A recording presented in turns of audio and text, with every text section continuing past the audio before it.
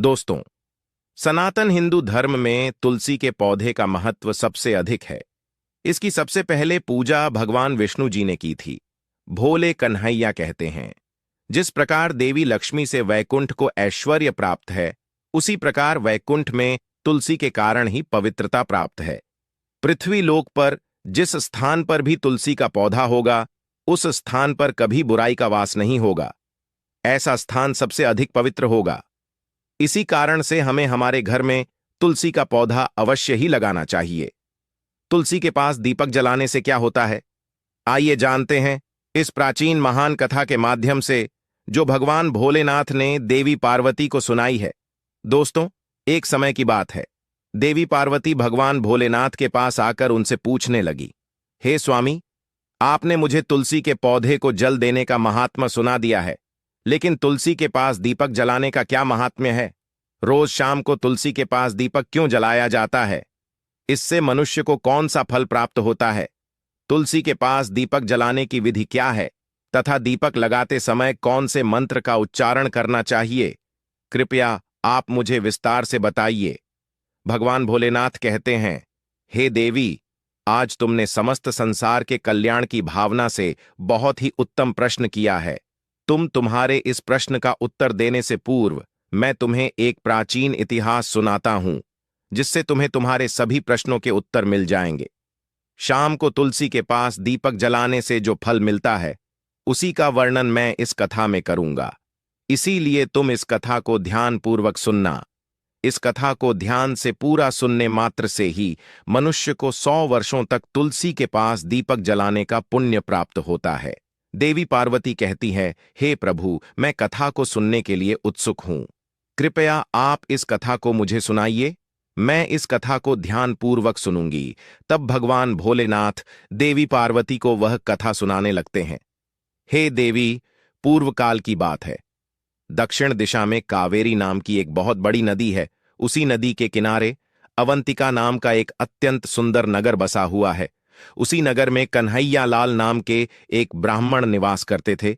वे अत्यंत गुणवान, चरित्रवान, धर्म कार्य करने वाले तथा वेदों के मार्ग पर चलने वाले थे।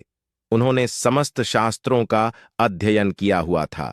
उसी ब्राह्मण की एक पत्नी थी, जिसे लोग दुराचार कहकर पुकारते थे, क्योंकि उसके कर्म ही उसके नाम के अनुसार थे। वह सदैव ही अपने पति को अपमानित करती थी, अपने पति के लिए कुवाच्य कहती थी, पति को भयंकर दुख देती थी, पति के लिए कभी भोजन नहीं बनाती थी। उसने अपने पति के साथ कभी शयन नहीं किया, कभी उसके साथ प्रेम से व्यवहार नहीं किया। पति के मित्र और परिवार के लोग घर पर आते तो वह स्त्री उनको अपमानित करके भगा देती थी और स्वयं काम भाव से उन्मत्त होकर निरंतर अन्य व्यभिचारिणी स्त्रियों के साथ घूमती रहती थी। उसका मन पति को छोड़कर पराये पुरुषों में लगा रहता था। उसने कभी अपने पति से प्रेम पूर्वक बात नहीं की, किंतु पराये सुंदर पुरुषों के संग बैठकर बातें करती थी। पराये पुरुषों को मोहित करने के लिए सज धज कर गांव में घूमने जाया करती थी। कभी वह वन में किसी वृक्ष के नीचे खड़ी रहकर सुंदर पुरुषों की राह देखती और किसी दुष्ट पुरुष को मोहित करके उसके संग भोग विलास किया करती थी। एक दिन कन्हैया लाल ने अपनी पत्नी से कहा, हे भद्रे, तुम्हारा यह आचरण उचित नहीं है। इस प्रकार से पाप करने पर तुम्हारा अहित ही होगा। इसीलिए तुम अभी से यह सब बुरे काम करना छोड़ दो। तुम्हारे इस प्रकार के व्यवहार से मुझे बड़ा दुख हो रहा है। तब उस दुराचार स्त्री ने कहा, ना जाने किस पाप के कारण मेरा तुझ जैसे भिख मंगे के साथ विवाह हुआ है। लगता है पिछले जन्म में मैंने पाप ही किए होंगे। इसी कारण से मुझे ऐसा गरीब पति मिला है। तू मेरी कोई भी इच्छा को पूर्ण नहीं कर सकता। मुझे विवशता के कारण तेरी इस झोपड़ी में रहना पड़ता है। भिक्षा मिलाया हुआ भोजन खाना पड़ता है। अब और अधिक मैं इस कष्ट को सहन नहीं करने वाली। किसी दिन मैं तुझे छोड़कर अवश्य चली जाऊंगी। तेरे साथ रहूंगी तो इस जन्म में भी मेरे द्वारा पाप ही होंगे। इसीलिए अब मैं किसी अन्य धनवान पुरुष से विवाह करूंगी। कन्हैया लाल ने अपनी पत्नी से कहा, हे प्रिय, तुम इस प्रकार के अपशब्द ना कहो। इस प्रकार से अपने पति को त्यागने का विचार मन से छोड़ दो। जो स्त्री अपने पति को त्याग कर पराए पुरुष के पास जाती है, उसका अहित ही होता है, उसे नरक में जाना पड़ता है। उस दुराचारी पत्नी ने कहा, नरक में तुम्हें जाना पड़ेगा क्योंकि तुम कोई काम धंधा तो करते नहीं, भीख मांगकर खाते हो और मुझे भी झूठ खिलाते हो। पत्नी को दुखी और असंतुष्ट रखने वाला पति भी नरक में ही जाता है और तुम्हारा घर कोई नरक की सजा से कम नहीं है। तुम्हारे साथ इस घर में रहने से अच्छा है मैं नरक में जाकर रहूं। इस प्रकार उस कन्हैया लाल की पत्नी ने अनेक प्रकार के कटु वचनों से अपने पति का अनादर किया और उसे अपमानित किया। भोलेनाथ कहते हैं, हे देवी, जो स्त्री अपने पति का अनादर करती है, जो अपने पति का अपमान करती है, उसके घर में दुर्भाग्य ही आता है। पति को छोड़कर पराये पुरुष के पास जाने वाली स्त्री को नरक में दंड अवश्य ही भोगना पड़ता है। अब आगे सुनो, उस दुराचार स्त्री के साथ क्या होता है। एक दिन वह दुराचार स्त्री वन में जाकर एक वृक्ष के नीचे खड़ी हो गई। उसका चित्त काम से भरा हुआ था। वह किसी सुंदर कामी पुरुष की राह देख रही थी, किंतु बहुत समय बीतने के बाद भी उस स्थान पर कोई पुरुष नहीं आया। इसीलिए वह अत्यंत दुखी हो गई और प्रियतम की खोज में इधर उधर देखने लगी। उस दिन उसका सारा परिश्रम व्यर्थ हो गया। वह वहां खड़ी होकर वह नाना प्रकार की बातें कहकर विलाप करने लगी, हाय हाय, आज तो इस मार्ग से कोई भी सुंदर पुरुष नहीं आया। अब मैं कैसे अपनी काम शांति करूं, आज की रात कैसे बीतेगी, कौन मेरे इस सुंदर शरीर का उपभोग करेगा। मेरी जवानी और सुंदरता तो अकारण ही नष्ट हो रही है। कोई भी इस सुंदर शरीर को पाने की कामना नहीं करता। अब मैं कहां जाऊं, कौन मुझे अपनाए, कौन मेरे साथ भोग विलास करेगा। मेरा पति तो मूर्ख है, किंतु अब ऐसा लगता है कि संसार ही मूर्ख पुरुषों से भरा पड़ा है। कोई भी इतनी सुंदर स्त्री को पाने की कामना नहीं कर रहा है। मैं तो इतनी सुंदर हूं कि देवता भी मुझे पाने की इच्छा करेंगे, लेकिन यह संसार तो पापी और तुच्छ पुरुषों से भरा पड़ा है, जो मुझ अप्सरा जैसी सुंदर स्त्री को दुर्लक्ष्य कर रहा है। हे भगवान, कोई सुंदर बलवान और पराक्रमी नर हो तो उसे मेरे पास भेजिए। चाहे वह मेरा भक्षण भी कर लेगा तो भी मैं प्रसन्नता से उसका आलिंगन कर लूंगी। भगवान भोलेनाथ कहते हैं, हे देवी, इस प्रकार से वह स्त्री जोर जोर से विलाप करने लगी। उसी जंगल में एक भयानक बाघ निवास करता था। उस पापिनी स्त्री की आवाज सुनकर वह जाग गया और उछलकर उस स्त्री का भक्षण करने के लिए उसके पास आ गया। उस बाघ का नाम था ध्वंस। ध्वंस का रूप अत्यंत भयानक था। उसका शरीर काले और नारंगी धारियों से युक्त था, जो जंगल की छाया में घुल मिल जाता था। उसकी आंखें अंगारे की तरह लाल थीं, जो अंधेरे में भी चमकती थीं। उसके जबड़े से लंबे तीक्ष्ण दांत बाहर निकले हुए थे, जो किसी भी जीव को चीरने के लिए पर्याप्त थे। उसकी गहरी गर्जना पूरे वन में गूंजती थी, जिससे आसपास के जीव कांप उठते थे। ध्वंस की लंबी मजबूत पूंछ उसकी ताकत का प्रतीक थी। वह अपनी मांसल बलिष्ठ टांगों से जंगल में तेजी से दौड़ सकता था। ध्वंस का पूरा शरीर शक्तिशाली मांसपेशियों से भरा हुआ था, जिससे वह एक ही झपट्टा में अपने शिकार को धराशायी कर सकता था। उसकी नाक से बार बार गर्म सांसें निकलती, मानो वह हर पल अपने अगले शिकार की तलाश में हो। ध्वंस का एकमात्र लक्ष्य उन पापी और दुराचारी लोगों का भक्षण करना था, जिन्हें उसकी नियति ने उसे सौंपा था। उस भयंकर बाघ को अपने सामने खड़ा हुआ देखकर उस स्त्री के पसीने छूटने लगे। वह भय से थर-थर कांपने लगी। वह स्त्री कुछ करती, इतने में ही उस बाघ ने अपने पंजे से उसे घायल कर दिया और वह स्त्री जमीन पर गिर पड़ी। जमीन पर गिरते ही वह स्त्री चिल्लाते हुए बोली, अरे बाघ, तू किस लिए यहां पर आया है? मुझे क्यों मार रहा है? मैं यहां पर अपने प्रियतम को खोज रही थी। तू मुझे छोड़ दे। मेरा भक्षण करके तुझे क्या मिलेगा? उस स्त्री की यह बात सुनकर वह भयानक बाघ क्षण भर के लिए रुक गया और हंसते हुए बोला, हे दुष्टा, आज विधाता ने तुझे मेरा ग्रास नियुक्त किया है। तुझ जैसी पापिनी स्त्रियों का भक्षण करना ही मेरा काम है। तभी मुझे इस शरीर से मुक्ति मिलेगी। वह स्त्री कहने लगी, हे बाघ, तुम कौन हो? मुझे सच सच बताओ, तुम्हें किस कारण से बाघ होना पड़ा और तुम मुझ जैसी स्त्रियों का भक्षण क्यों करते हो?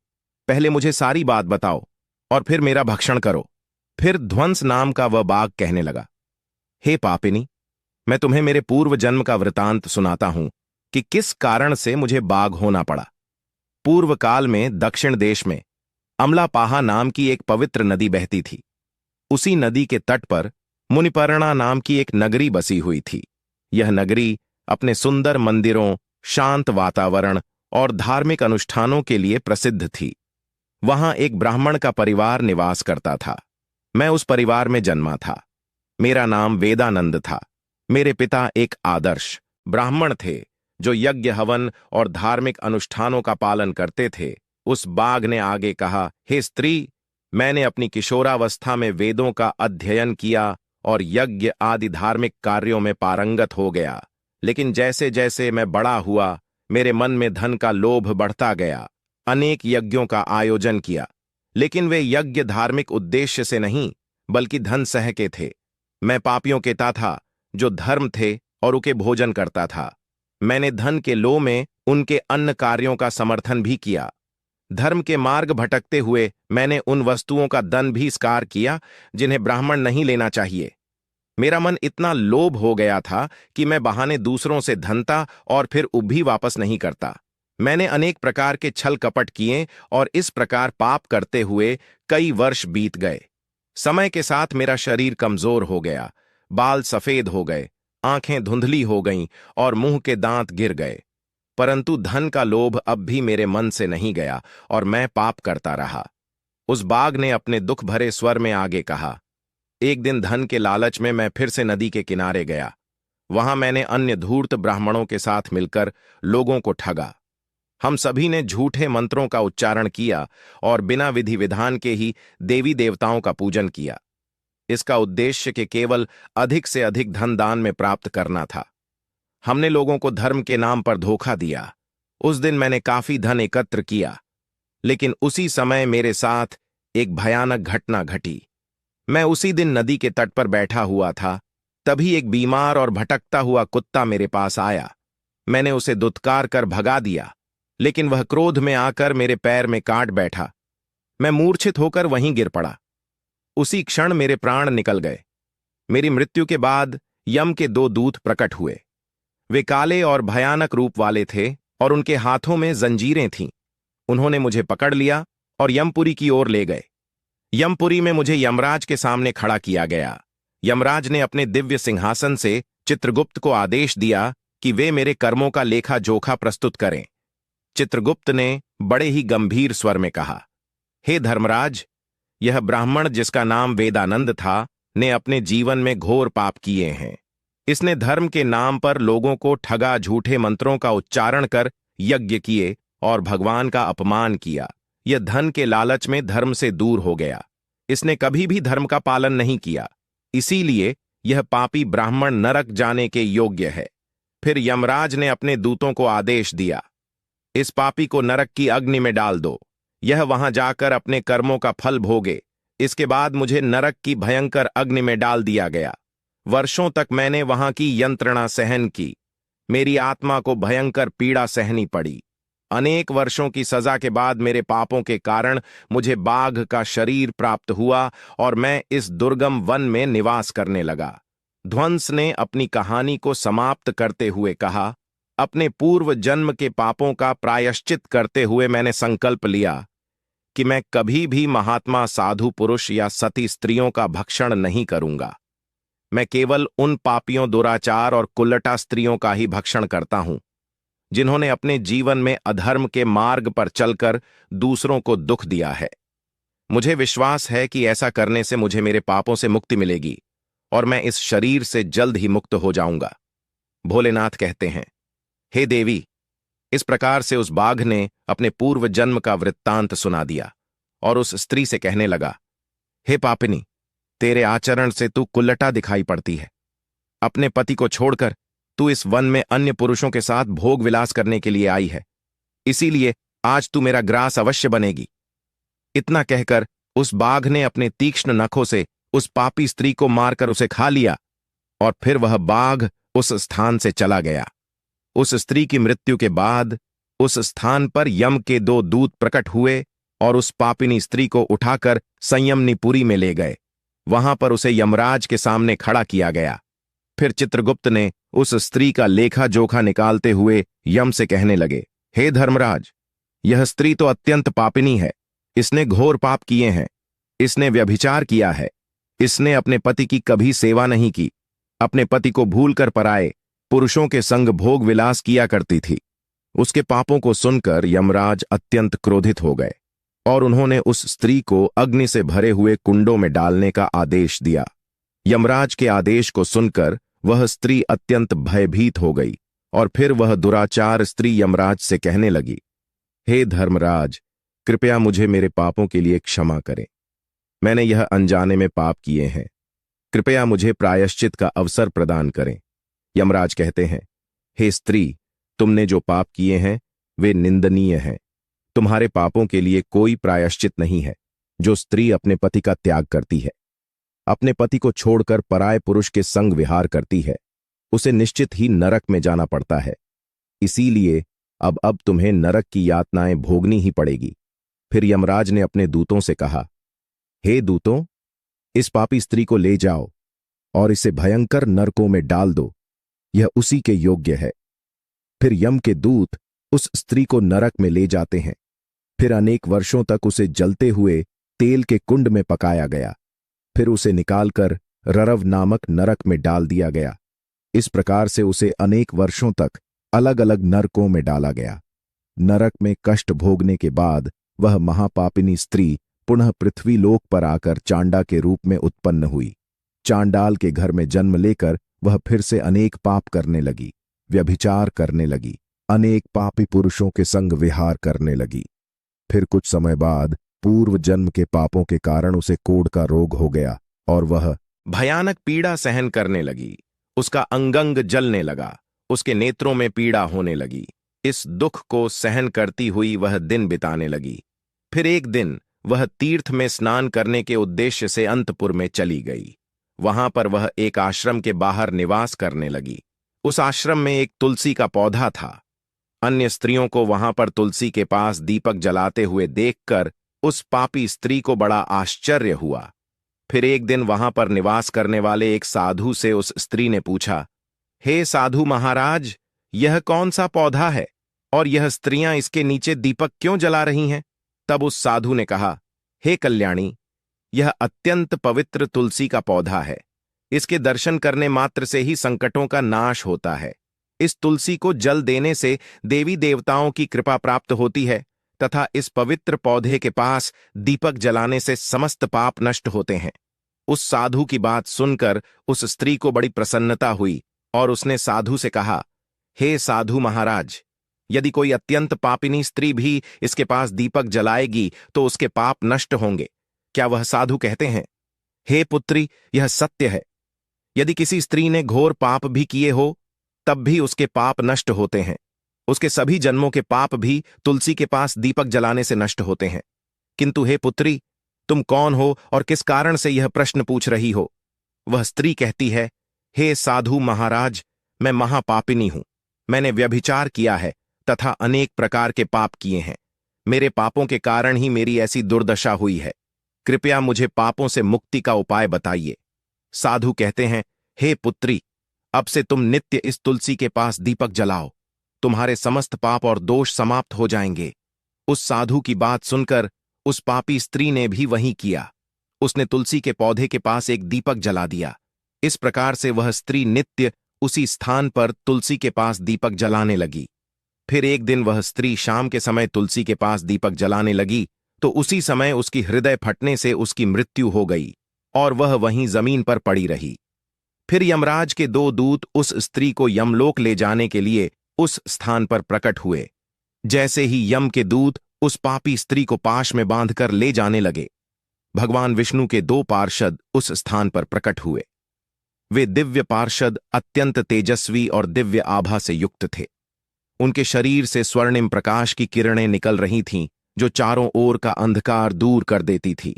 उनका रूप इतना मोहक और दिव्य था कि उन्हें देखकर किसी का भी मन श्रद्धा से भर जाता।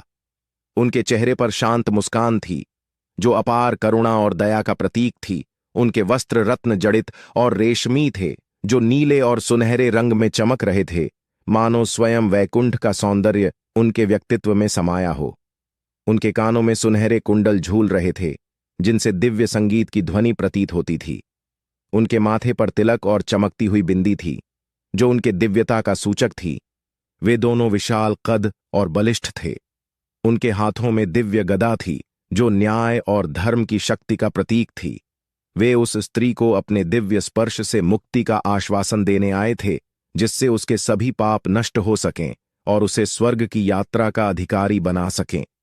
उन पार्षदों ने यमराज के दूतों को रोक लिया और कहने लगे, हे यमदूतों, इस स्त्री को तुम छोड़ दो।